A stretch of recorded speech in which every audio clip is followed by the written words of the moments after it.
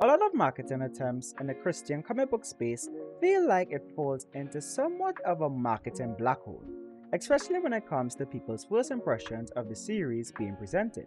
Aside from creators having to push past the all Christian media is cringy, cheesy, and too preachy stigma that seems to be automatically applied to any project that has the words Bible, faith, or Christian in the description, they also must ensure that the very first thing a person sees of the series stands out so much that it's a scroll stopper.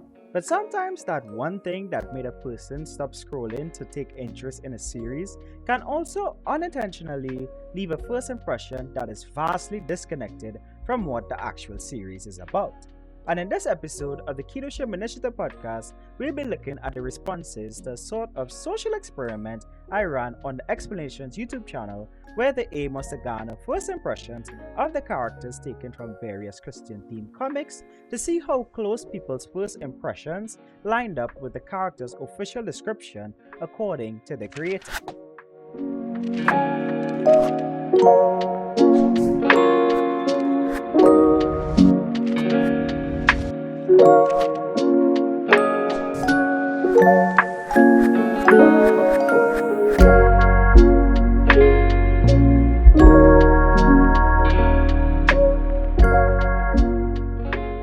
So a couple of months ago, 5 months according to YouTube to be exact, though it honestly doesn't feel like it was that long ago. Well, I did this in every Monday and Friday of July, August, and I believe September. I made a community post with the caption, based on the image alone, what superhero name and superpower would you give them? Where I took a pin-up image of a hero or villain from one of the comics I was covering. And we got a lot of interesting and funny responses. As I was explaining in the intro, the reason why I did this is part of my continued marketing research of why do some of these Christian comics don't have the reach that I believe they deserve. Because a lot of people still to this day say that there are no good Christian comics out there, or hard to find Christian comics. And I could attest, like, some of these comics I found by absolute accident. Like, I wasn't even looking for it. I just like managed to stumble across them. None of these pop up when you look up Christian comics or Christian theme comics or stuff like that. And it's part of my effort to help with the marketing attempt of a lot of these Christian creatives with the review videos, making the YouTube videos about it, and just general, like, I put it out there. I am not a marketing expert. I still have not figured out Facebook or Instagram marketing. I honestly feel like what I do on Facebook and Instagram falls into a marketing black hole. But YouTube, I feel like I have a relative grasp on the YouTube algorithm, as well as with website SEO and stuff like that, to really sit down and sort of compile stuff and be like, yeah, maybe this is why it's not working and maybe this is why it's working. So if you probably have like suggestions, or like could share your own thoughts on why you think that Christian comics or just Christian independent media, or maybe independent media on a whole, falls into what seems like a marketing black hole that posts don't get engagement and stuff like that, you can leave your thoughts down below. But this was part of my ongoing marketing research experiment to really like gauge and see what avenues of the Christian independent space that I can help out with, and see like why it's not working and why some things work.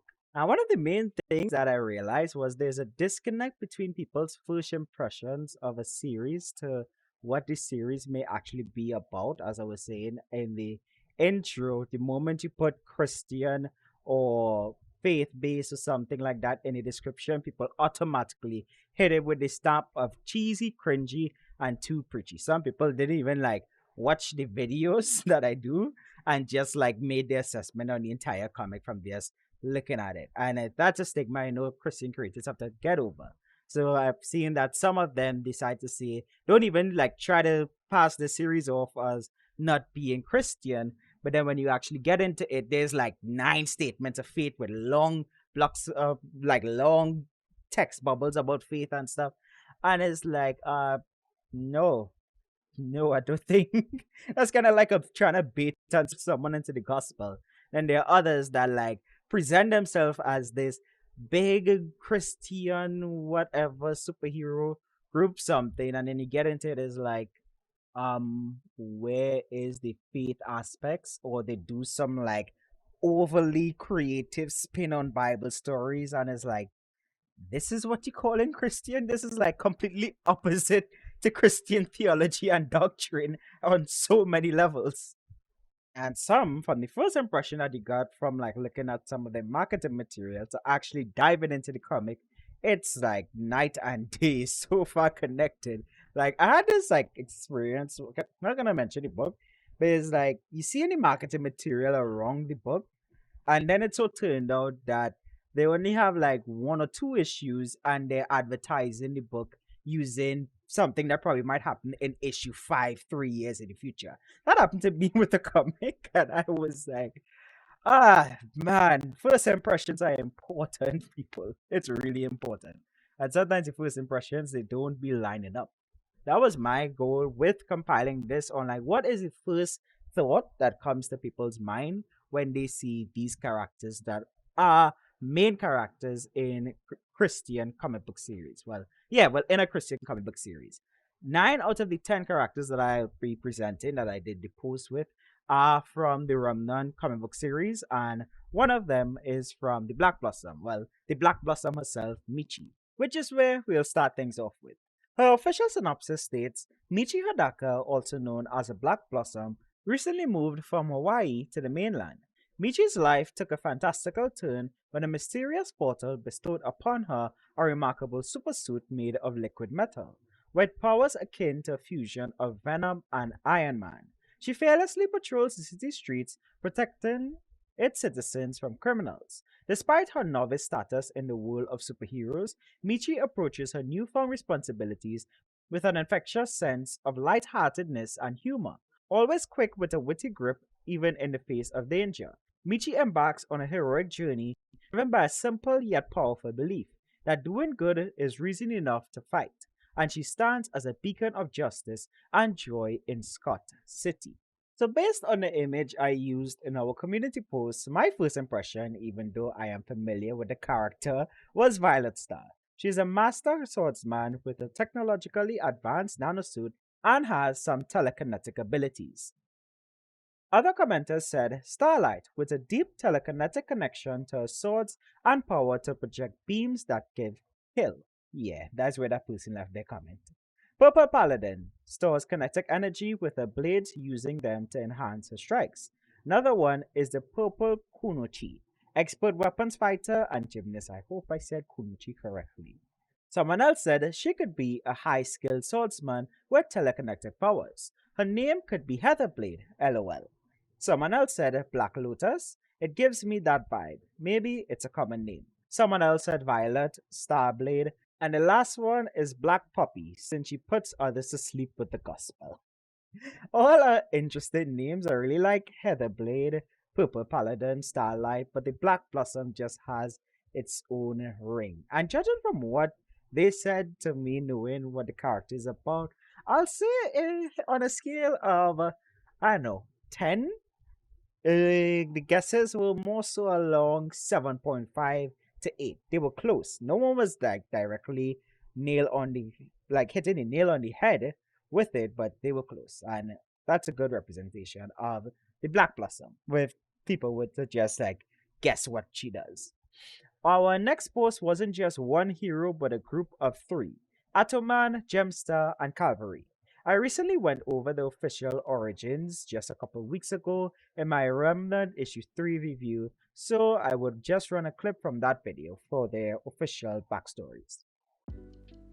At the Tribulation Task Force HQ, it's time for the Remnant heroes to pick their newest recruits. With 23 candidates to choose from, only 3 of them made the cut.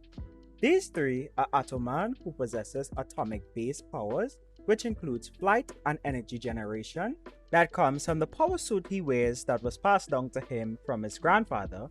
Calvary, who has a unique and unpredictable set of powers that are seemingly activated in high adrenaline situations or are activated as well by his level of faith. and Gemstar, who is powered by a gem that fell out of a portal during the battle between Raytheon and Blue Flame. If you would like the reference to that battle, you can check out our The Remnant Issue 0 review video. So this time around, I asked, based on the image alone, what individual superhero name would you give them? Also, what would you name their team? And some of the responses were the Newcomes, starring Hush Spice, Communion, and the Green Veil. Someone else said Neolite with Skyflare, Dazzle, and Cryer. Another said a Fancy Lad starring Butterfingers, Jellyfish, and Phlegmon. Someone else said Amethyst, Fireball, and the Fighting Octopus of the Elites. And another one explaining his thought process on the red one I would call Firepower. The green one, Smash. He seems more like a brawler. And the pink one I would name Destructive or Disruptive Pink. Together, they form the Dissemination Squad. And another one is, well, the dude in the middle I dub Starflare. The girl I shall call her Jewel. Yeah, that sounds good. The guy in green, or how about Succumb? And the team shall be called Slugfest, I think. They look like heavy hitters. For that one, I would give that a 8 out of 10 on folks' guesses, because they didn't really forgot to ask for what powers would they give them.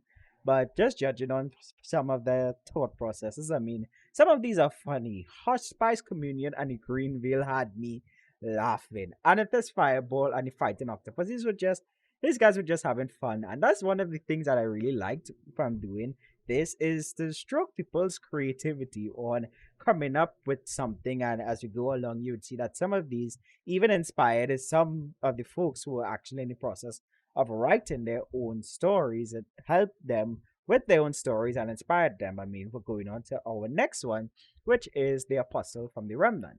And the Apostle's backstory is as follows. John was one of the original 12 disciples slash apostles who walked with Jesus. John was also known as the beloved apostle and the one Jesus made a reference to as possibly never dying until Jesus returned.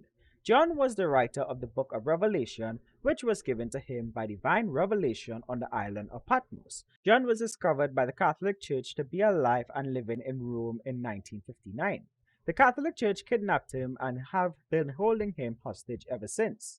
John, holding the office of an apostle, receives vision and revelation from God, has demonstrated limited healing abilities and divine knowledge. John is a skilled fighter and proficient with the sword. Although John is a skilled combatant, he prefers to fight battles spiritually when possible. And for this one, we had a lot of comments. On the first one, easy, Gladiator, electric power base. Then Scarlet Crusader, the Light Knight, expert swordsman, brings peace in any territory he steps on. Great armor, good headbutts, can slide on a shield. The next one, which I liked a lot, the Bronze Ephesian, or Ephesian for short, whose armor is impenetrable to all physical and spiritual attacks, but only if he's prayed for it to be so within the last 6 hours. Also, when around other Christians, they gain enhanced durability while his own is active. And the reason why I like this a lot and I totally comment is because I'm actually in the process of developing my first indie Christian video game, and I actually have like a long list of abilities for what I call my dream spiritual warfare game that I want to create. That something like this is actually an ability in the game. But moving on, this is a tough one without context, especially Christian context. The best I got is Tried in the Fire, but I won't really know what his abilities would be. With context, it's bringing others to Christ if they accept him. And someone else said a Viva Cristo Rey, or just Ray for short. Another said the Apostle is pretty fitting. Not because his superhero name is the Apostle, but because the character design lends itself into the name. Another comment said, Cross the Humble, whose helmet protects him from psychic attacks. His breastplate protects from all forms of physical damage. His sword can cut through anything with laser precision. His shield can extend as big as he can believe it to be, as well as his belt keeps resurrecting him every time he dies, and his gauntlets are just normal gauntlets which can pound demons' butts to dust. He did not use butts. Another said, I already know from your other videos that that's John the Baptist, a literal Christian soldier, which could just be his hero name, Christian Soldier, like the song by John Smidget. I hope I pronounced that right. The gladiator who was blessed to inflict joy and rest through his sword and resist depression and sadness with defenses. His shield extends to 15 feet with for 45 seconds at a time to cover others in battle. Another said Christ Knight, whose sword can cut through whatever it touches. Materials, then materials only. If skin, it causes temporary separation of the person and their soul, both appearing as doubles besides one another. Someone else said, I am the Knight of the White Cross. I will destroy my enemies and pray for their souls. I have first aid training and provided a triage of medicine for allies. Someone said the Holy Crusader. Honestly, out of all the Christian themed heroes, this one definitely is on point the coolest. Have his sword be able to cast holy fire that cuts through anything with evil intent, burn, and exorcism on people who are possessed. Is that too dark of a suggestion? Someone else said the converter, he has the power to rip non Anglo Christians from their birthrights and ancestral values slash traditions while pillaging their resources, using and misleading them for his benefit. He also has the powers of extreme contradiction to confuse and overwhelm the non believers. He was created by the Council of 300 and Constantine. The more he denies logic, the stronger his sword, armor, and shield gets. Talk of Middle Passage and American chattel slavery weakens him. Someone else said, well, Zana, our friendly atheist, who was, I don't know if to say friendly atheist, but you would hear him like turn a lot of the heroes into villains and villains into heroes, referencing his original story that he is working on with some of the concepts. I would make him a villain, and his name is the Crusader. He is a preacher who fearsome of the existence of the fairies like Astra, and fearsome of the fact his prayers have no effect removing the magic from her. Once the creator witch hunts and dons an armor made of tech to fight any magical being, regardless if it's good or evil. The sword has a generator of vibrations in the blade to increase its sharpness, and the shield emits a force field. He has tried to attack Astra and her friends because he fears their magic and because he considers her existence as sinful for her being half fairy. So, as you see with the last two um name suggestions and power suggestions, they were like not to say against the character is probably like a bit hyperbolic, but I mean, as Christian creatives putting out stuff, we're not going to be shy from non-Christians who come and like express their opinion that is completely on the opposite spectrum of our own, like the converter and the villain, the crusader that Zana came up with. That's their first impressions of the character, and on the Xplanations channel, it is welcomed because it helps with the marketing research efforts of knowing what non-Christians think of the Christian comics that we cover on the channel. And it has been some quite interesting perspectives. We're continuing the last one, Redemption, the Undying Warrior. The Roman soldier that stabbed Jesus on the cross became a follower and repented, but a visitation told him his redemption was servitude in defending the just and helpless. He served and found that he never aged. He was well over 300 when he first died, and his last breath was grateful, but his body faded, not his soul, and he awoke at Golgotha and was informed that his time was not served. A master of combat and strategy, Redemption prefers sword and shield, two powerful relics discovered in his travels. The sword can build power with massive strikes, and the shield generates an inertial and energy dampener that stops bullets before they even strike. That was fun. Thanks for the mental distraction. And Roman's suggestions, I found a lot of his suggestions were cool concepts. Now, just a disclaimer, this is not an endorsement of all of the concepts that were listed, because if I would take some of these concepts and put it on our Christian fiction judgment scale, in the theological department, some of these getting a -5 on our scale of 5, just being real. But just in the vein of understanding people's, like where people's mind go when they see the characters and just understanding people's first impressions to it, I just gonna reading all the comments that were in our comment section. This is not a blanket endorsement of all the comments that you hear. But on our scale for this particular video on how well and close they were to the apostle, I would say probably like a 7 or 8. Yeah, 7 or 8 on what the apostle is about. I mean, not really. Maybe 6 or 7. A lot of it was resolving around some kind of spiritual aspect, like spiritual warfare style, while there were others that were like, well, we heard the two that was like turning him into some kind of like villain or something like that. But yeah, it's just 7. Yeah, 7. 7 compared to what the actual apostle is like. Anyway, moving on. Next, we have Apollyon from the Remnant, and his official synopsis is along the lines of Apollyon's early life is shrouded in mystery. Lucius A. Abandoned arrived on the political scene almost out of nowhere. Even his closest advisors and friends couldn't tell you much about the man. When they are questioned, they seem to go into a trance like state, ignoring the fact that the man is an enigma. Apollyon is also chairman for the Council of Nations. After exposing his abilities, he took on the superhero moniker of Apollyon and was asked to form a UN superpowered peacekeeping force. And for context, Apollyon is the Antichrist in the Remnant story, like the Christian Antichrist. That is who Apollyon is in the Remnant story.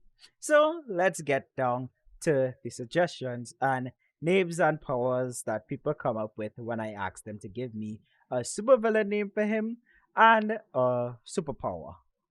So first we have Helios, then we have Crossbow. Another guy said, I'm getting like a light ray vibe or like a Greek title, something like Velos. I think Velos works. Next we have Baal Arrows, or I cannot pronounce that name, but it means processor of arrows, Baali Chetchazim, or something like that. Then we have Apollo, skilled archer and pyrokinetic. Then we have Apollyon the Conqueror, whose powers are flight and energy projection. I'd probably give him some form of mind control too, considering that name came to mind. Then another person said some form of Orion, the constellation slash mystical giant of Greek myth. It is an archer with a cosmic slash star theme. The question is normal archer with sci-fi bow or pagan deity modernized or futurized. Someone else said morning star, not to be mistaken with bright and shining morning star or enchanted arrow like this. Well, no, his powers are an enchanted arrow and he is like this. Then someone else said the golden archer. Wait, that's taken. Okay.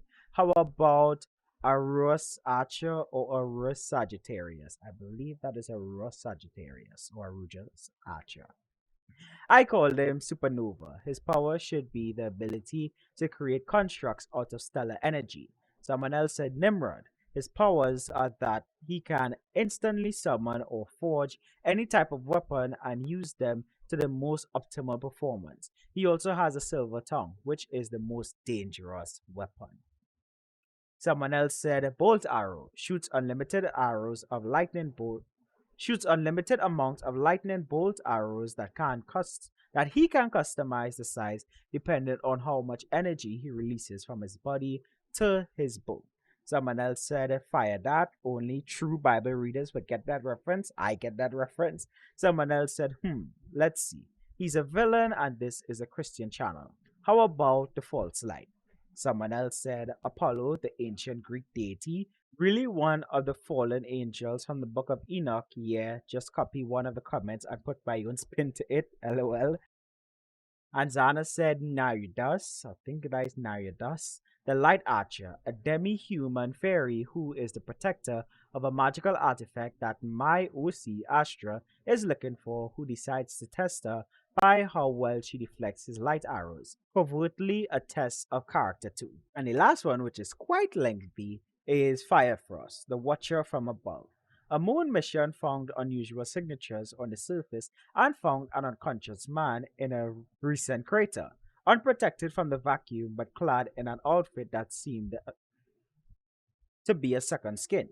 He had no memory but quickly adapted and fought to escape the governments that wanted to study him. He returned to the crater, claimed it as his own, and interferes with Earth's life in the most subtle ways as capable because the governments have him on a tight watch themselves. Having a measure of durability in his own right, Frostfire supervises the most abilities. Breathing and pressure are never an issue, nor are reasonable levels of extreme cold or heat. The stripe along his left side stores and creates a bow that he can charge fire arrows with his left hand and frost arrows with his right. He's also capable of flight with enough space to accelerate. There is no supposed limit to his speed. Unfortunately, his poor relationship with governments casts him in a bad light across most of the world and even other heroes, so his support is only a small group at his base. So, when it comes to our scale for today, like one of the guys actually said Apollyon without knowing that the character's name was Apollyon. At least he said he didn't know the character's name was Apollyon, and he hit it nail like a lot of them hit the nail on the head with his power. His power is actually like a take on, to my knowledge, a take on like false light.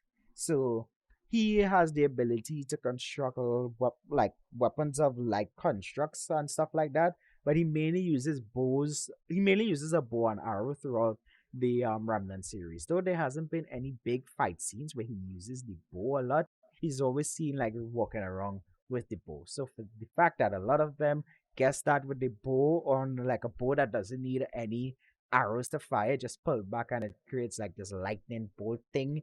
Yeah, that's a 10. This one I'll give a 10 for like a lot of the not a lot of them, but I give it 10 because some of the folks actually hit the nail on the head really well with what his power is, and I like a lot of the suggestions in this one.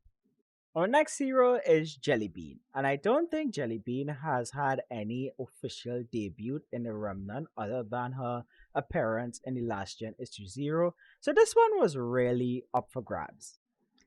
So, first comment, Hot Blast. Another one said the Boogie Phantom as she can phase through objects. Someone else said Purple Rain because she has the ability to not pollute the prayers or incense of the saints. Someone else said Holly Blue, another name for a blue species of butterfly. Someone else said Lunar Butterfly, which is the power for her to use lunar-based energy to her own will, allowing her to form the energy she collects to a molecular level. Used right can form just about anything. She becomes stronger at night and in space, I guess. Yes, I am pulling this out of my butt.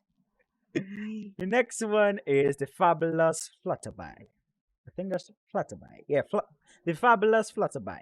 Her pregnant mother was an experimental botanist working on gene alterations until a terrorist explosion put her in a coma, and she died soon after Willow's birth.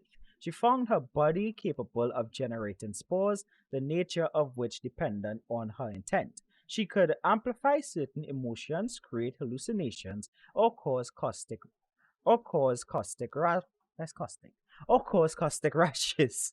She could also easily take lives, but that goes against her kind heart.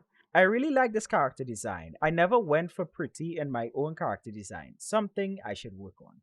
Someone else said Butterfly Effect has plasma beams, the ability to fly, has wings made from plasma when she wants to fly.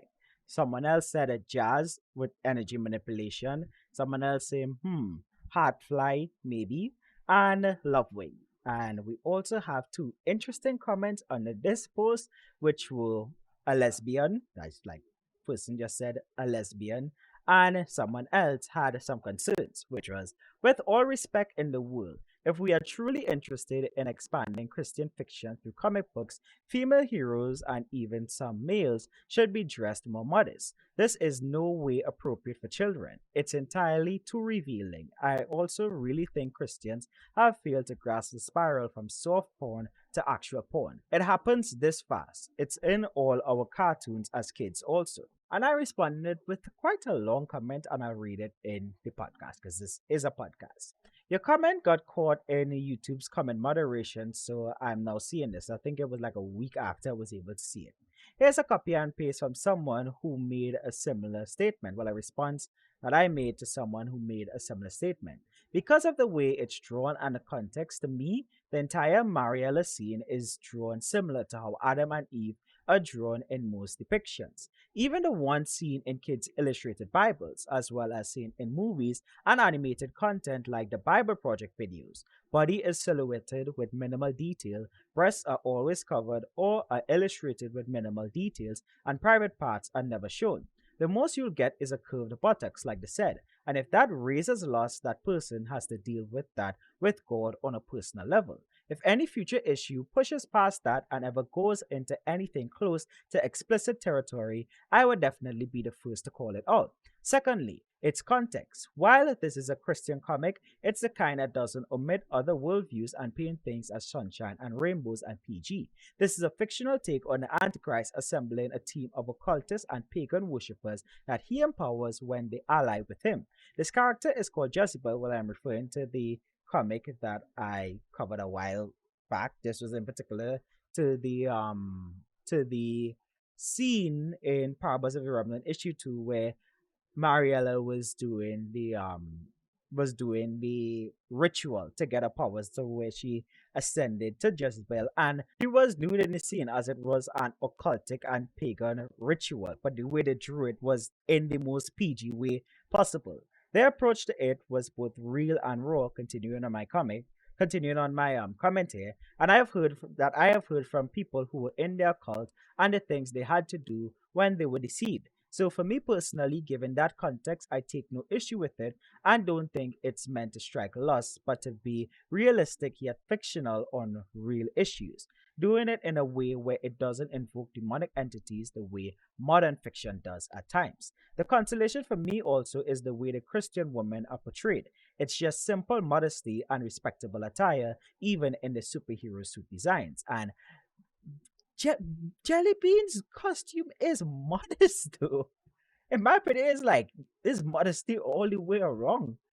Yes, she has a curvy body and a good-looking body, but this isn't like this is a modest attire compared to what compared to what the Remnant villains wear, and like compared to like other non-Christian comics and stuff like that, especially from what Jellybean's backstory is. Well, a piece of her backstory of being kidnapped and all that kind of stuff.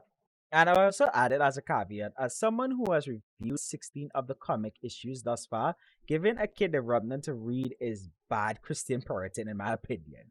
Just because it's Christian doesn't mean every aspect of it is to blindly hand off to a kid. The same way you won't read every chapter in the Bible to a kid. Not because the Bible is bad or anything like that, but there are some parts of the Bible that are just not appropriate to read to kids. Not minimizing what you said, as you did raise an important point that we definitely have to look out for with the rising independent Christian fiction space, but just putting it out there that I don't think it explicitly applies to this comic, given the context of the topics they handle and the way they handle things thus far. Again, if they push past into that territory, I will definitely call that out for sure and will be quoting this comment in such instance. And for those of you watching the podcast, let me know what you think. Is Jellybean's character design in this particular issue, well, this particular image, meant to strike lust?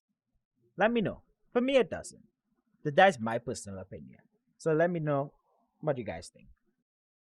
Next, we have Thief in the Night, which this character design is fire. But I'm only going to be reading what his suit is like and stuff like that, rather than his entire backstory. Thief in the Night wears a lightweight body armor that incorporates Raytheon's X-Metal into it. The night suit enhances Thief in the Night's strength. The goggles on the mask provide enhanced vision capabilities, including infrared, night vision, and an array of other functions. The suit contains an onboard computer linked to the Tribulation Squad's base, which is controlled by panels on the suit's gauntlets. Thief in the Night is capable of short flight, and the pouch on his suit carries a variety of tools and support items. So let's get to what people say, because this one we had a good amount. First one, Archangel, pretty much Ghost Rider, but Christian. Then we have Night Terror. Someone else said superpowers, high-skilled martial artist, staff, bow, sticks, master, he masters everything, can glide with escape, high stealth, name, Dark Hood. Someone else said a Night Stick. Someone else said the Fourth Horseman, the Reaper, Wraith. How about the Monk? Someone else said, I just rapid fire there. So like the Fourth Horseman, the Reaper, Wraith, how about the Monk are all 4 different comments. Another person said, I can only picture him telling the people he came to protect, be not afraid. Another person said he reminds me of one of my characters called Fade. Primary power is a type of teleportation and his primary weapon is a staff.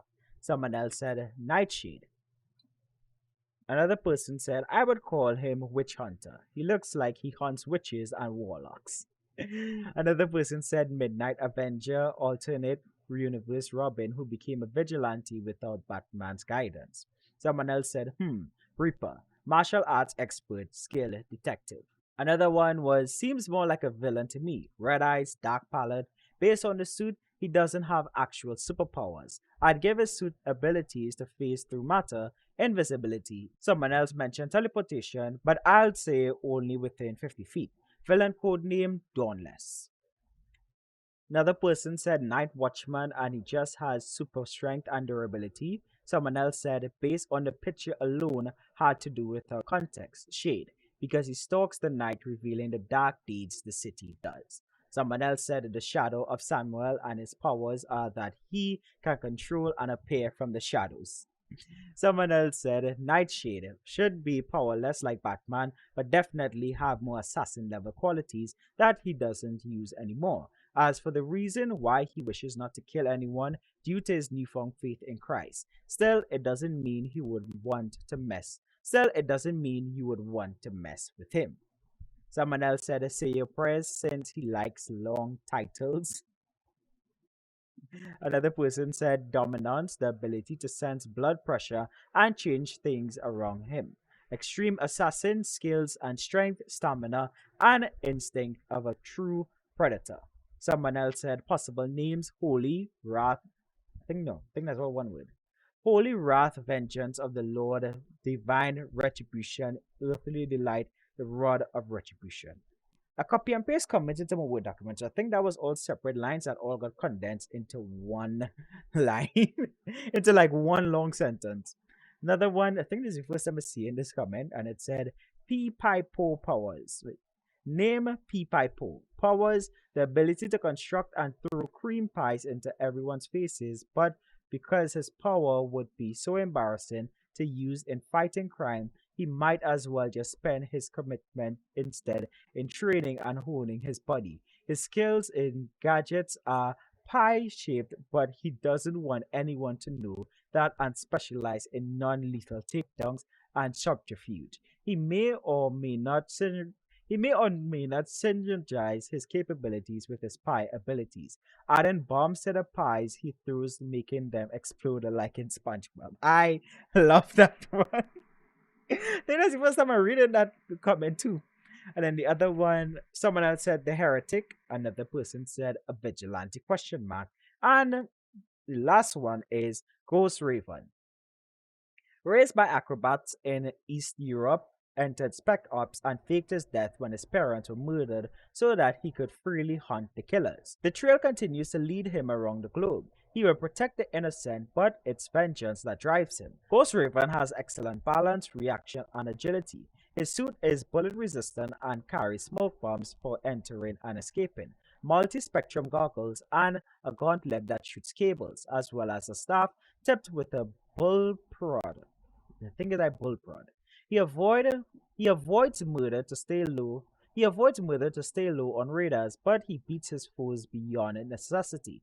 Murder is saving for the ones behind his parents' death. He would have a redemption arc when he finally faces them and decides not to kill them, followed by him trying to find purpose in life. Poor guy. My heroes tend to be tragic in some manner too. This guy was commenting on a lot of our posts, and I really liked most of his comments. It was Carl Jensen 333, and I really wonder how his comic book series that he is working on is going. But yeah, moving on. Well, no, not moving on. We did it. I forgot to give like a score to the suggestions from Jelly Bean. Just realized that.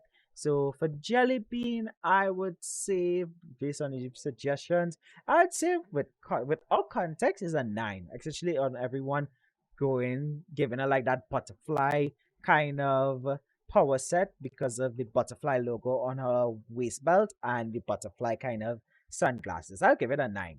And then for Tiffany Knight, most I'll give it a 8. A lot of these were cool. None were like spot on Tiffany Knight's origin, but it was a 8. I really liked a lot of the suggestions that people had, especially P Pi Po. Moving on to the next one. Next, we have Yoke. Sarah was a young woman seeking spiritual enlightenment.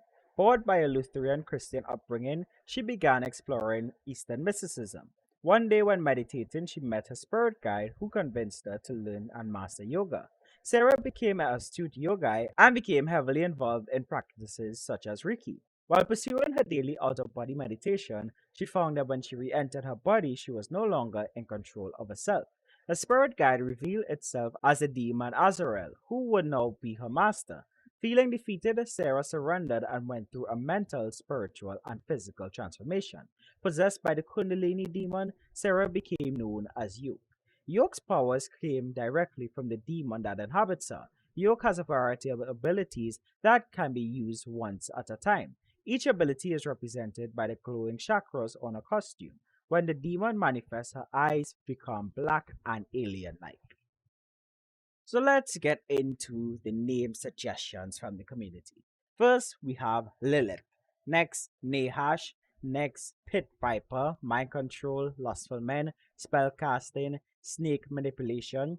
Next comment was Mother of Serpents. Next one, Brood of Vipers. You all know the text? Yes, I know the text at least. Next person said, the first thing that came to mind as soon as I saw the image was Babylon. She absolutely invokes Revelation 17 with splashes of imagery from chapter 12 and 13. Her powers would be mind control, dark enchantment and illusion casting, and tactile disintegration. Next person said, I got one. Lilith, a powerful psychic and magic user. Someone else said, name Snake Mermaid. Superpowers, flight, levitation. Her snakes can throw venom darts, sting, and bite. Her third eye can throw lasers and throw a blinding light. Someone else said, Etchmuch, the dark mother aspect of Sophia, the divine mother. Her power would be to create souls, organic or inorganic matter, through Parana itself. I don't know what that is. She's an embodiment of the primordial waters of chaos, surrounded by the Tiamat dragons of Babylonia. She can also manipulate all souls at will, from making them slaves to knowing their deepest secrets. Another person said Eden, power, nature manipulation, including the ability to control the weather. She also possesses a form of magic that allows her to control certain concepts such as life and death. Someone else said the lost one. Why? Her design is the epitome of someone who is lost. The crosses on her ears are upside down. She's opened all her chakras and her third eye. She is completely lost. Only legit faith in the blood of Jesus can counter someone in such a state. The lost one. Her ability is to drag other people not prayed up into the same abyss she lives in. And it is only through faith that someone can escape or someone else can help the victim of her touch escape from it.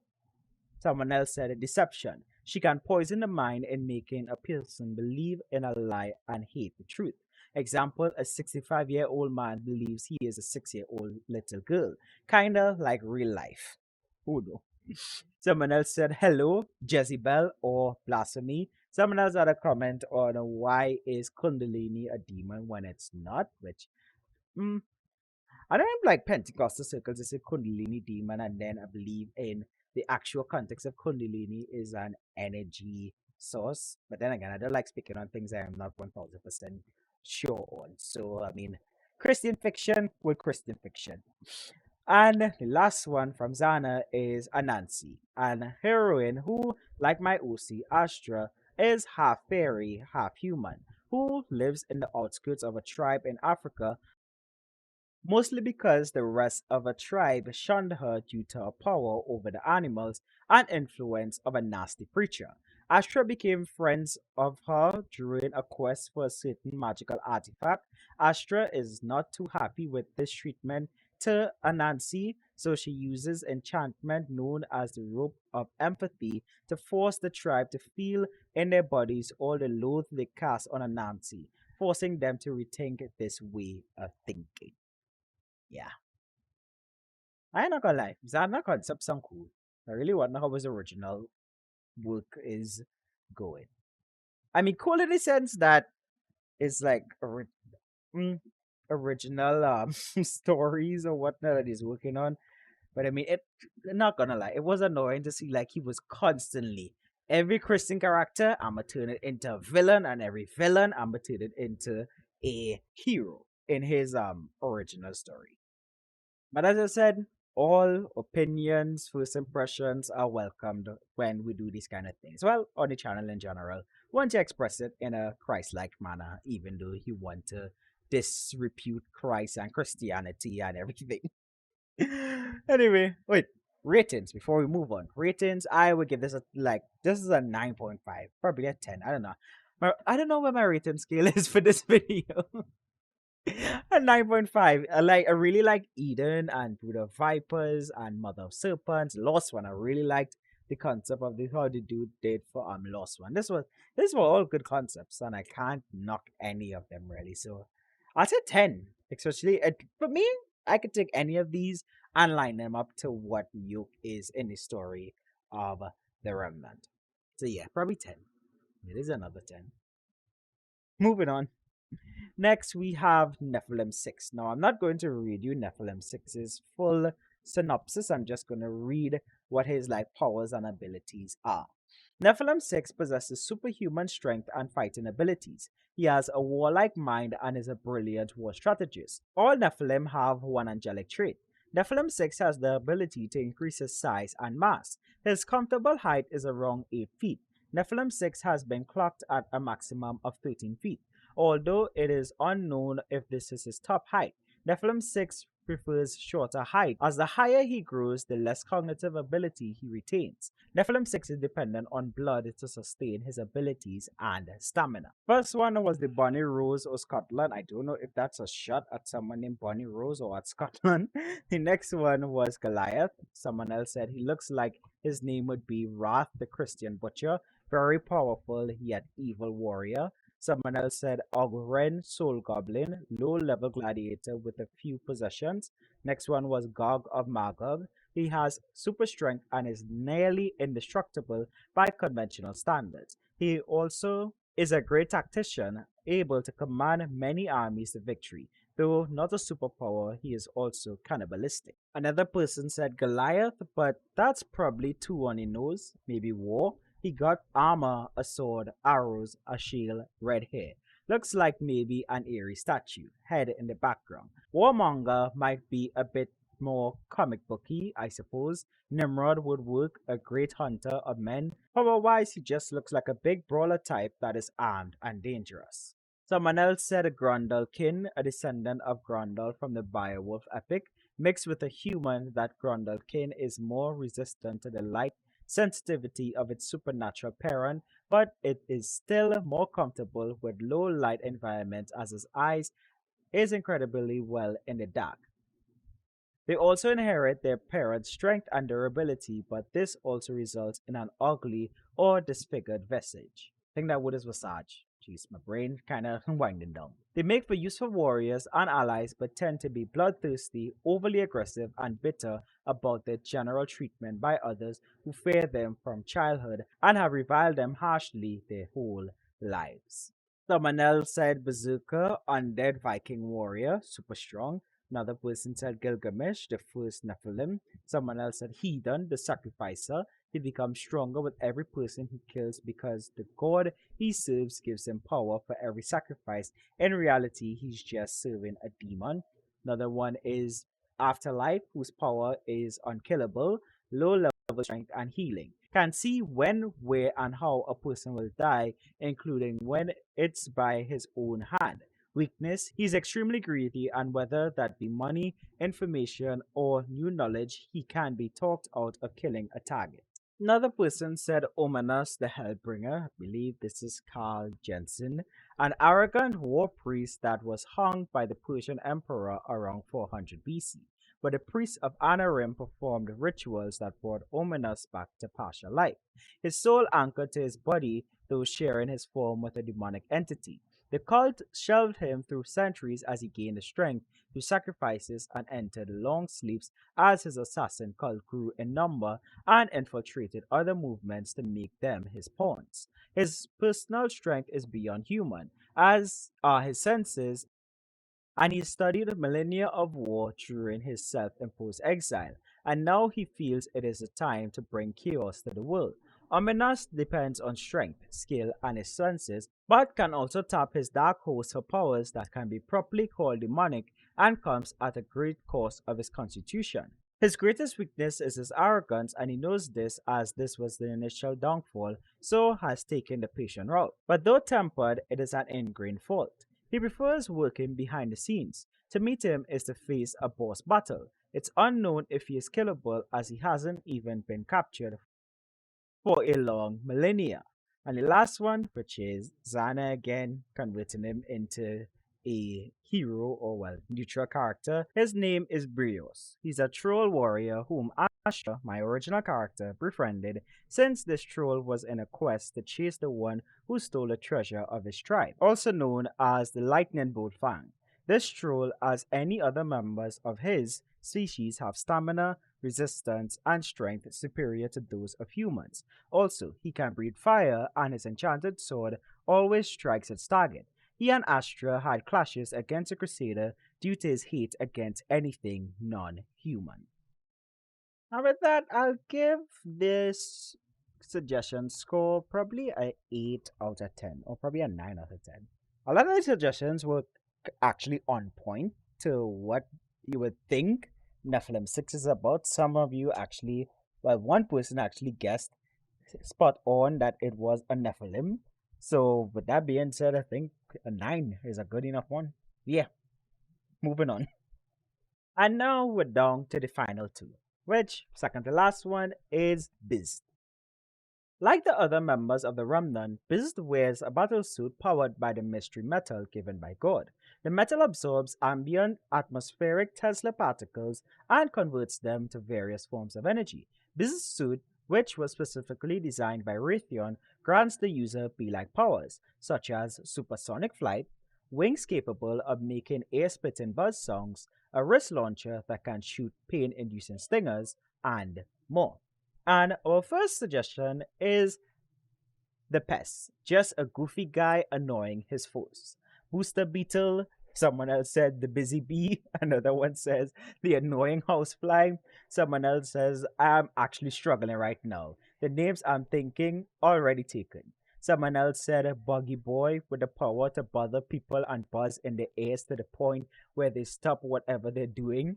Someone else said Dragonfly. I think he can fly and has super strength and durability. Someone else said Striper, which I believe Stryper. Power is to stick tubes and Bible through it. Someone else said a nightfly, just change his suit black with a metallic blue tone to it. Someone else said he's an insane insect, so insane tech.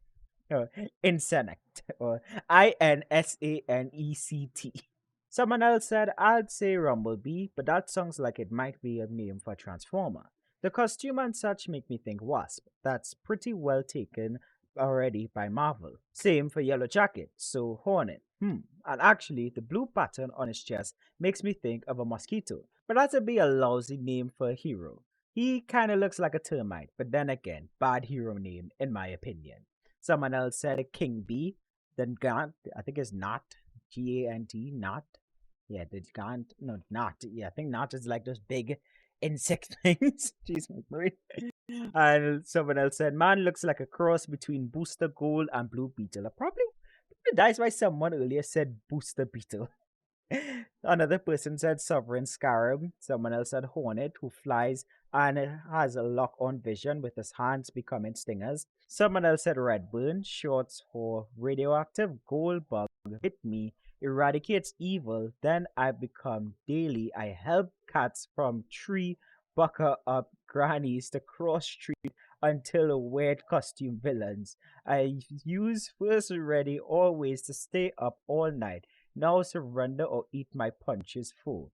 Cause Redburn shall yeet you to heaven. By the way, Redburn is a name for my red eyes. Please don't get confused by my gold costume. I know I'm not was out. I wasn't finished my getting sent to crush buildings context. He says this while changing some muscle poses. don't ask me why. Some of these comments I've never read before. I just copy and paste into a Word document so I could go through them with speed. And yeah, Redbird. And the last one from our good friend Jensen is Zephyr, the last Maltian. Fairy swapped out a changeling 300 years, and Malner grew slowly in the fairy world, going from servant to good friend of the king's son to respected warrior. The fairy world was fading, and Oberon freed the humans so that fairydom could ascend to the next incarnation, gifting favored Malner with magical fairy wings and a helm with two wands attached. While the wands lack great force, they do apply great pain, and the wings allow not only great speed but also incredible invasive ability. A stranger in a strange land, Malner decided to emulate the heroes of the world and is eager to cooperate and learn from others. He took up the name of his best friend in his honor and in memory of the faded kingdom, becoming Zephyr, the last Malcian. And with that, that's it for Bzd. I would say these ones are 7. I give it a 7. No one like hit the nail on the head with what Bzd is. I mean, I personally find that Biz is the most ridiculous Christian superhero I have ever covered, but his design is fire. His design is fire, but the name is is Biz. It's so hard to say Biz constantly while recording. I just call him by his actual name, John. But I think Booster Beetle is my favorite. As someone who is a fan of Booster Gold, not really. And when I say I'm a fan of Booster Gold, I never read his comics. I just like his design style. But Booster Beetle is the coolest to me, I find, personally. And that's it. On to our last one, Jeline, aka Southwark of the Remnant, who has a genius level intellect with superior analytic and problem solving skills. Jeline wears a suit which contains Raytheon's X metal woven into it. This grants Southwark powers of gravity negation, enabling him to fly. His mechanical wings provide him with acceleration and flight control. Hawk's Gauntlet fire a low energy force blast and can also form a defensive shield. Southhawk's voice activated goggles give him detailed information on the suit's function as well as access to the team's extensive database. And jumping right into the comments, the first one said, I would call him Swiftwing. James Nigel, the creator of Alpharon, which, by the way, James, if you are seeing this and watching the video to this point, congratulations on joining Starcross Comics. But James says he will name him Alpha Zephyr, and he has supersonic flight and invisibility. Someone else said, I'll call him Swoop, and he has the ability to dive into action. Someone else said, how about Silver Wing? Another person said, Crescent Wing. Power of wings, no side of fries. Another person said, Black Angel. If it's from Marvel or DC, his skin color is all that matters. Oh boy. Another person said, I know it's a Christian comic and everything, but Icarus seems fitting. Another person said, I'm actually digging this comic series. Reminds me of that wannabe John Wick Christian movie, Beckman, where it is a Christian movie but not over the top preachy. That's cool. I never watched Beckman. I haven't watched, honestly have not watched a lot of the Pure Flicks. I believe Beckman is a Pure Flicks show. I should Google it, but I'll record it. But I believe he is. But continuing along. Another person said, Araponga, the Clarion, the child of the missionaries in the Amazon of Brazil.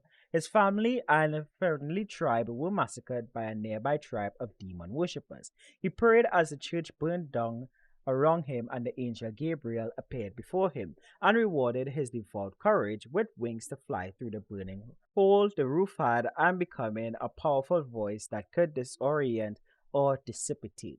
Foregoing deadly vengeance, he instead brought the military and aided in capturing the tribe, leaving them to the judgment of authorities. His powers remain as his fate remains. No villain has yet succeeded in bringing him down, as his faith literally survived a test by fire despite great personal loss. He adopted the name of Bellbird, the loudest bird on the planet, and a song known from his youth. That's a cool one. That's actually a cool origin. Sure, that's by Jensen. Let me check back the comments. Sure, yep, that is by Carl Jensen. Yeah, he has this dude was commenting like every week on the dot. He was like one of the first folks to comment and leave like these not long, but like paragraph characters. For South Hawk, he is the only one that left a paragraph for the character description suggestion thing. Next we have Blackbird. Is he the I think it should be Bird. Yes, Blackbird. Blackbird. Blackbird. Blackbird. Next is Quick Cherub or Infinite Seraph, like playing play on the names of angels. And the last one, final suggestion by Zana, well, final first impression by Zana is Metatron, a modified human created in the labs of the Crusader. As you know, he has been keeping a running theme of converting all the remnant characters into these like villains in his story and turning the villains of the remnant into um like heroes or characters that aid his original character. So he was created in the lab. He was created in the labs of the Crusaders with the purpose of hunting down magical beings. His wings can create gales of wind with huge destructive capability, and already had clashes against Hayato, another OC of mine who is a friend of Astra. Zana never took you up on your when you wanted me to check out your original your OC. I think I responded to send it over Gmail or something, but I like to see where you're going with it. Even though it's obviously for me it might be like on my crucifixion judgment scale, probably well, obviously in the theological apartment it might be a -5 or whatnot, but I would really like to know like where you're going with it. Even if you don't send it to me, just curious in a way you are with your project. But yeah, so that's it for this installment of the Kedoshim Initiative Podcast, where we take a look at all the comments that you guys have left under these word based off of the picture alone. What power and name would you give them? They didn't give every rating to South Hawk. I'm trying to wrap up quickly. For South Hawk, we would give the suggestions probably as 7. No, like Jensen's Bellbird story, that sounded really cool. I mean, the whole thing where like angels is a little, is always angels in stories for me is always a little skeptical part, but I really like that part.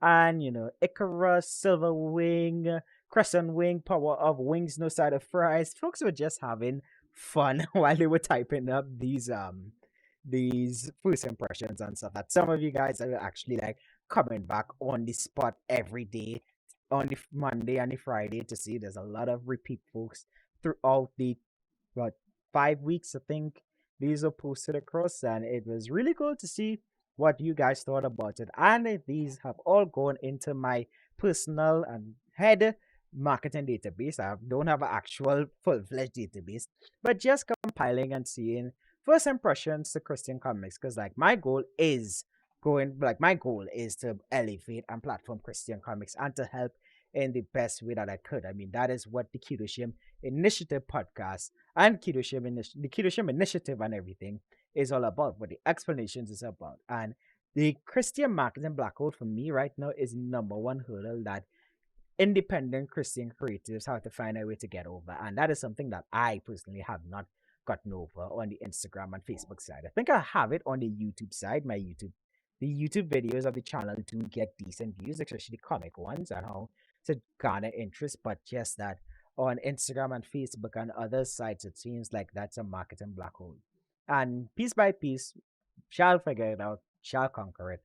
But with that being said, thank you for listening to this installment of the podcast. If you would like to go back and check out the all of the comments that were left, or even leave your own suggestions, you could do so under this video. Because to go back and find those posts, you would have to like scroll through 5 months of posts, and I've been posting community posts quite regularly. I mean, like pre-scheduled community posts. So leave your comments on what you would name some of these characters down in the comments below, and leave a comment on like just what you think on the independent Christian space on a whole. And based off of the content that we have been covering and some of the heroes that we covered in this podcast installment. The next podcast installment, I'll actually be doing a interview, our very first interview with the creator of 9 out of the 10 of these characters, Bill Roap, the creator of The Remnant, where we would be drilling him and pressing him with different questions. So if you have questions for him on like what was his source of inspiration for characters like Tiffany Knight and Jelly Bean, and as well as what that person was saying about Jelly Bean, thinking that she was drawn to be lustful, and I'll ask him, was she drawn to be lustful, or those kind of questions, and Apollyon and Apostle, and where all what was the source of inspiration, what was his first impression when he first came up with the characters. They did match what some of you guys said. All those might be will be answered in the next installment of the Kedoshim Initiative podcast. So, with all that being said, thank you for listening to this installment of the podcast. Ensure to leave a like on the YouTube, leave a like on the Spotify, wherever you listen to the podcast. Ensure to go over to the YouTube channel to subscribe. Check out the Instagram. Make sure to go and follow on the Instagram and Facebook to help us get over this, what seems like a marketing black hole. And with that being said, I'm out. Thanks for watching. Bye.